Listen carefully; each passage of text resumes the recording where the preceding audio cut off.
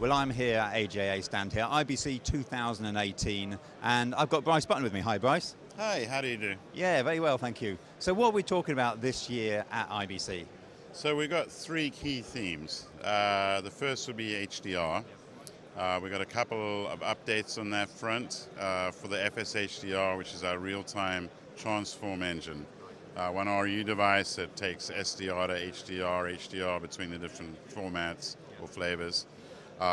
So version 2.6 firmware for that adds a whole bunch of brand new BBC HLG LUTs, some more color front engine transformations, and what's going to be really great for your viewers is we can now accept 3D LUT uploads. So you can have your own 3D LUTs. We can store and recall up to 10 of them, and that's going to really give people flexibility on set. To go alongside that, we've got a brand new tool that's become a product. We showed it as a tech preview at NAB this year, and it's called the HDR Image Analyzer. And that'll take in from HD to 4K signals, all the camera log formats you could hope for, and it gives you measuring tools, whether waveform, vector scope, or something what you would call lumicolor, for instance, which is luminous color mixed. And you can look at it in 709 space, or P3 space, or 2020. And that's real time. So that's color front's work on the software front, combined with our expertise as a hardware manufacturer, where there are 4 3G SDIs in and 4 3G SDIs out. So that's that first thing. The second one is 12G SDI. So the big advantage of 12G SDI is you've got a nice long cable, SDI format, but it's got enough bandwidth to handle 4K, deep color space, high frame rate.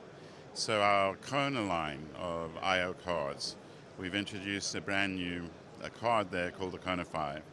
So we've got 4 bidirectional 12G SDI ports on it, and we also have HDMI 2.0 out. So you've got an immense amount of power on a really nice sized PCIe card, work on Mac and Windows, Linux. With the Mac, of course, you would stick it into an expansion chassis from Sonnet or someone like that. And then work with Thunderbolt 3. The next big theme is IP. Obviously, the transition continues. AJA being a bridge building company, we've got a couple new receivers. They're called IPR 10G2s, and there's an SDI version and an HDMI version. What differs from our very first Mini that we did like that is they both have 2 10 gig E ports for the media. And that allows for some redundancy. So you can come off the network, have the same stream going down 2 pipelines. If one hiccups, then effectively we use hitless switching, so it swaps over and no one ever realizes. The HDMI version can actually support Ultra HD up to 30p, as well as HD up to 60. And then the SDI version has 2 3G SDI ports out, and that's a mirrored stream of that original signal. So you can send it onto a monitor as well as into a pipeline for routing. Then outside of that, it's really a whole bunch of updates for various products. There's the KITPLUS Ultra Plus, which is our DNX and ProRes recorder. So that's a bunch of user features in version 4.0 that were requested. Some fun stuff. You can now move your time code superimposed 6 different parts of the screen. You can take the 2 media slots and do what we call a forced rollover. So maybe you're recording on the first drive, the producer's hitting your back because, hey, let's go do a quick highlights cut on that. You just hold down the slot button and it'll swap the recording over to the other drive so you can pull the first out and get going. With our streaming product, which is called Hilo, it supports RTMPE. What that means is better support for Facebook Live. And then we also have increased support for security protocols, so whether it's HTTPS or what have you. And we've added some GUI choices in terms of languages, so that Japanese and Chinese customers can actually work with a product in their own language.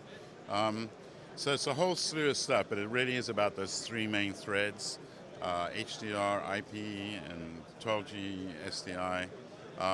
So wherever you are in those various workflows, we're continuing to build out. making it easier to work with all the time.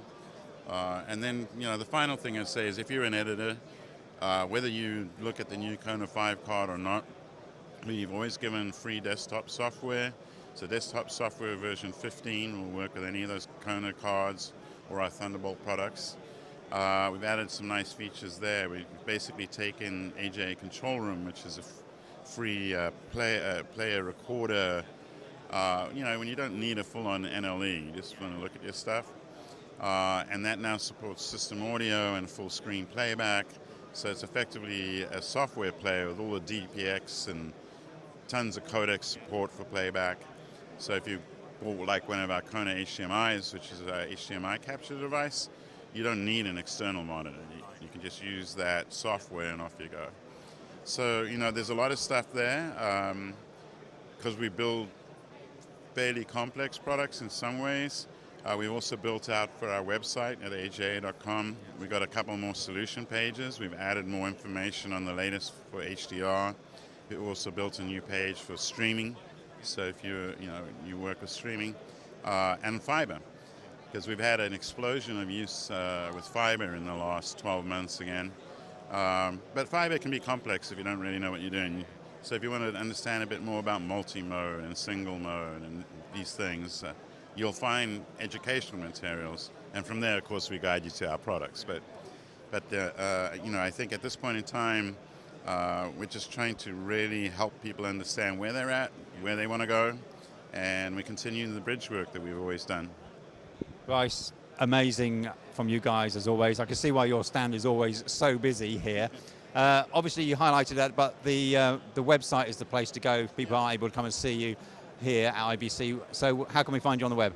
So it's aja.com, and on the homepage you'll find a quick link to our all products brochure. So for this year, we put all our products into a single brochure if you want a really quick snapshot.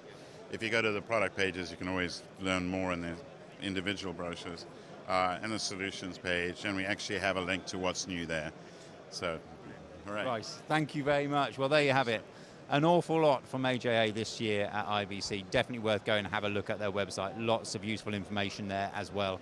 For more from us here at IBC 2018, don't forget to look at our website, and of course that is KITPLUS.com.